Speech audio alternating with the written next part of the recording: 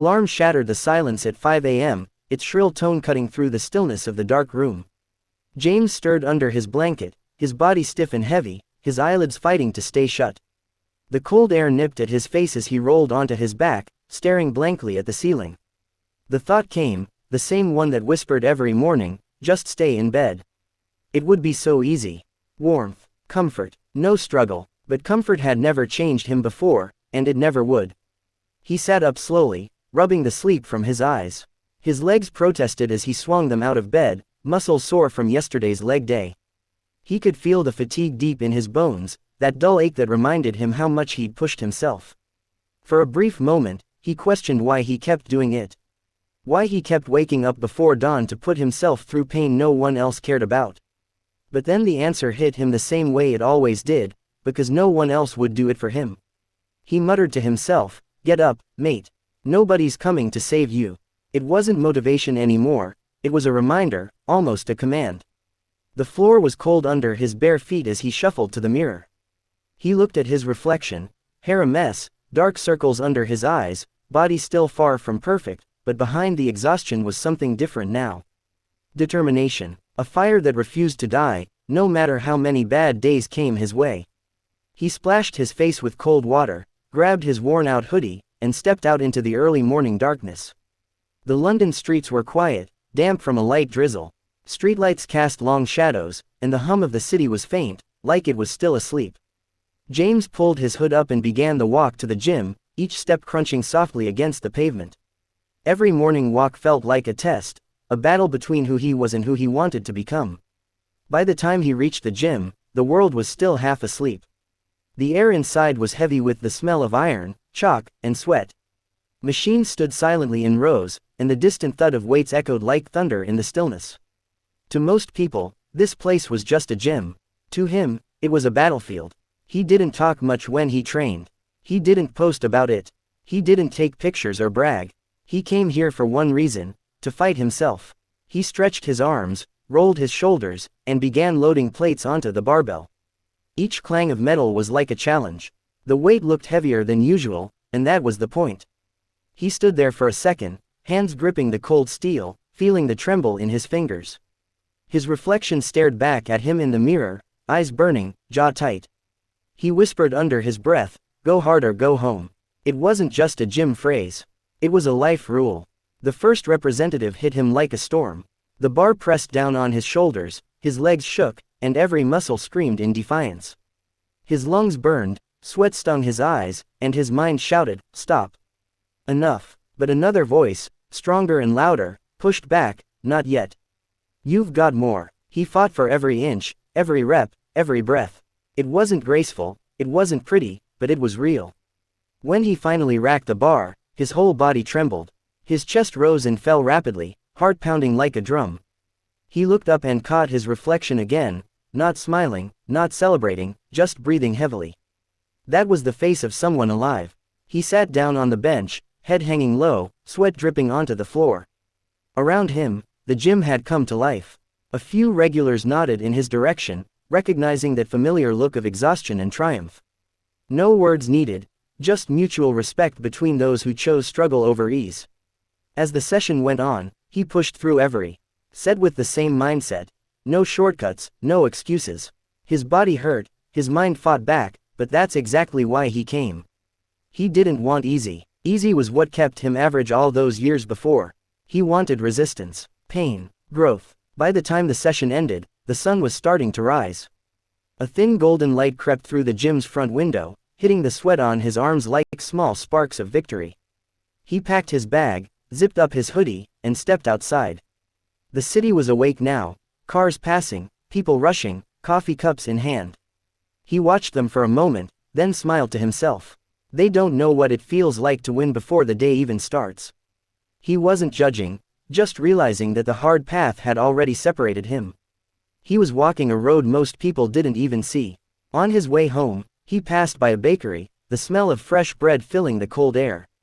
He could have gone in, grabbed something warm and buttery, sat down, and called it a morning. But instead, he kept walking. Not because he couldn't treat himself, but because he'd promised himself something better than temporary pleasure.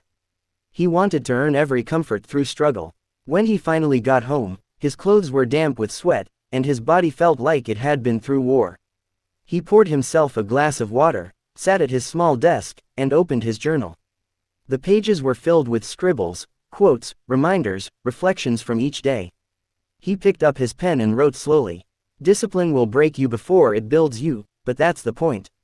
He paused, staring at the words.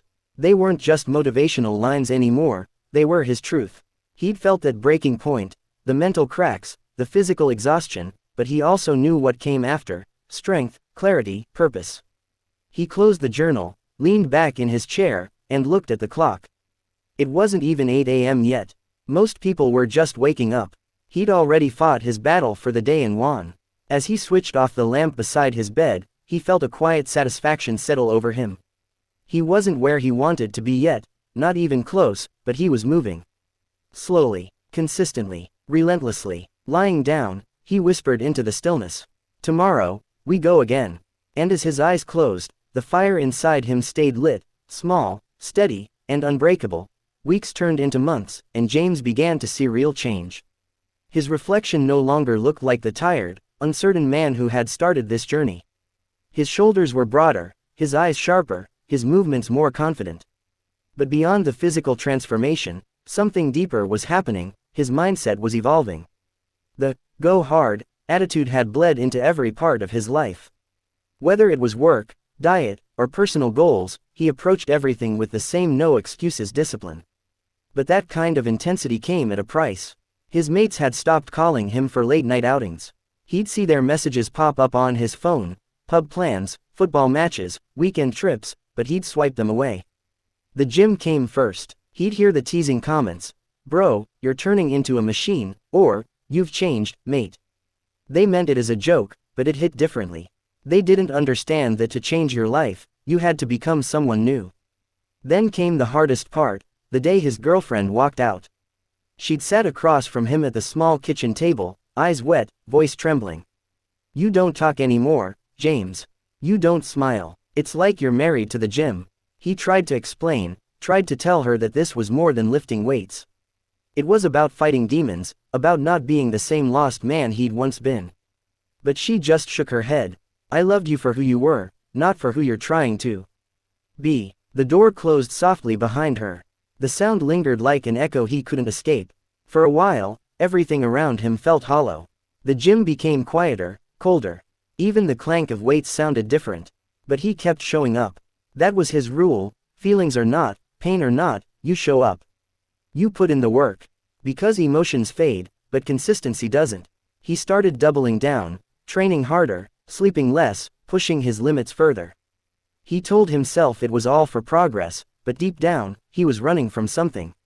Running from loneliness. Running from the thought that maybe he'd gone too far. Then one morning, it all caught up with him. He was mid-set, squatting heavier than usual, when it happened. A sharp, stabbing pain shot through his knee, and his leg buckled. The bar crashed onto the safety rack with a metallic scream, echoing through the gym. James dropped to the floor, clutching his knee, teeth clenched, sweat pouring down his face. The trainer rushed over, helping him sit up. "You've pushed too hard, mate. You need rest. You keep this up, and you'll do real damage." Rest. The word felt like an insult. To rest meant to stop. To stop meant to lose momentum. To lose momentum meant failure. But this time, his body wasn't giving him a choice. He limped outside into the pouring rain, hoodie soaked within minutes. The street blurred through the downpour, and he sank onto the curb, water splashing around his shoes. The pain wasn't just in his knee, it was in his chest. For the first time in months, he felt weak, not physically, but mentally. He thought about everything he'd given up. The people, the moments, the laughter. All for this, and now he couldn't even train. What was it all for? He wanted to scream, but the words wouldn't come. So he sat in silence, letting the rain hide the tears. His phone buzzed in his pocket. Without thinking, he pulled it out and scrolled through his old voice notes. Then he found one, recorded on New Year's Day, when this whole thing had begun. He pressed play. His own voice, younger and hungrier, filled his ears. "You're going to suffer. You're going to doubt. But every time you think about quitting, remember why you started." A tired smile crept onto his face. That voice, that fire, was still him. The man who'd believed he could rebuild himself hadn't disappeared. He'd just been buried under the noise of pain and exhaustion. He stood up slowly, knees still throbbing, and limped back home. He spent the next few days in recovery, doing light stretches, icing the swelling. The silence of not training was deafening.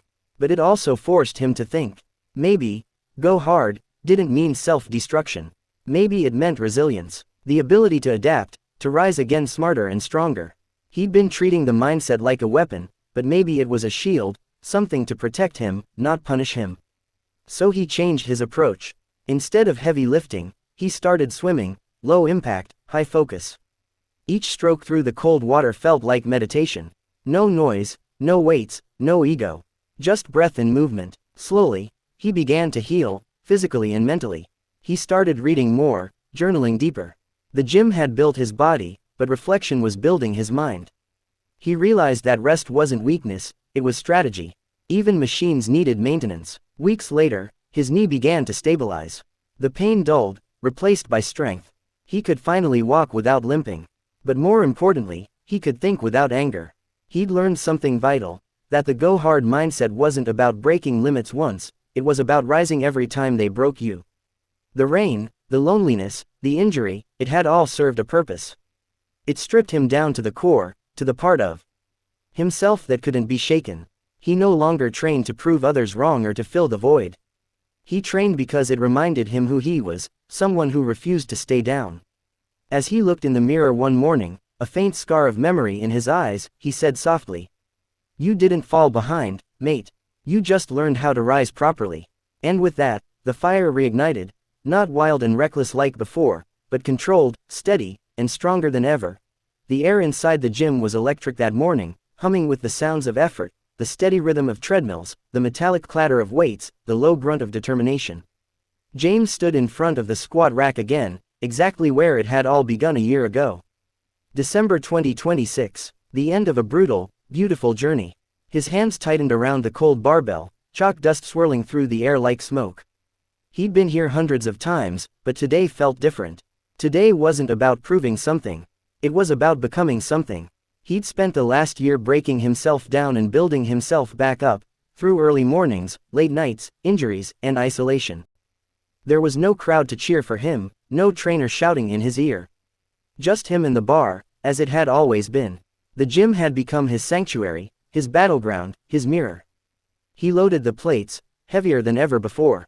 The bar flexed slightly under the weight. A few people nearby watched out of the corner of their eyes, not because they expected a spectacle, but because there was something magnetic about his focus. His presence demanded attention. He stepped under the bar, the metal pressing against his back like an old friend. His heartbeat slowed, his breathing evened out. He closed his eyes and whispered, "Let's finish what we started." The first representative came slow, his muscles tense and alive. The strain was immense, but he moved with precision. He could feel every ounce of pressure, every tremor of resistance. With each rep, his mind replayed flashes of the past year, the mornings he'd wanted to quit, the nights he'd gone to bed in pain, the silence of training alone. The weight was more than physical. It was symbolic, the burden of discipline, the pressure of consistency, the cost of commitment. And yet, he lifted it. Not because it was easy, but because it was necessary. When he finally locked out the last representative and racked the bar, the sound echoed through the gym like thunder. His breath came in ragged bursts, sweat dripping onto the mat below. He let out a roar, not out of pride, but release, a year's worth of pain, struggle, and victory erupting in one raw moment. People glanced over, some nodding, some clapping softly. But James barely noticed. He wasn't doing this for applause. He was doing it for the man who woke up every morning when no one cared, who kept going when everything hurt, who refused to give up even when the world gave him no reason to continue. He sat on the bench, heart still racing, and looked at his reflection in the mirror. He wasn't perfect. He still had flaws, still had days where he doubted himself. But he'd earned something more valuable than perfection: control. Control over his mind, his body, his choices. Later that evening, he walked out of the gym as the sun began to set. The cold air hit his face, sharp and clean. London glowed in shades of orange and gold, the skyline shimmering as if the city itself was applauding him silently. He paused at the edge of the pavement, letting the wind brush against his skin. He thought about the person he'd been at the start of 2026, uncertain, easily distracted, constantly chasing quick fixes. That man was gone. In his place stood someone forged by discipline and self-respect. The go-hard mindset wasn't just about pushing limits in the gym, it was about pushing limits in life. It was about showing up every single day, even when no one was watching. As he started walking, he noticed a young lad sitting on a bench outside, head buried in his phone, the same lost look James used to wear. He slowed down and said casually, "Start now, mate. You'll thank yourself next year." The boy looked up, confused but curious, watching James walk away into the fading light. That moment said everything. He didn't need to preach or boast. His presence, the quiet confidence, the calm strength, spoke louder than words ever could. When he got home that night, he dropped his gym bag, poured himself a glass of water, and sat by the window. The city lights flickered below like sparks of possibility. He smiled to himself, not because the journey was over, but because it never truly would be. The mindset wasn't something you completed, it was something you lived.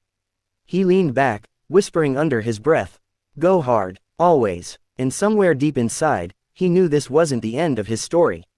It was just the next chapter of a man who refused to stop evolving.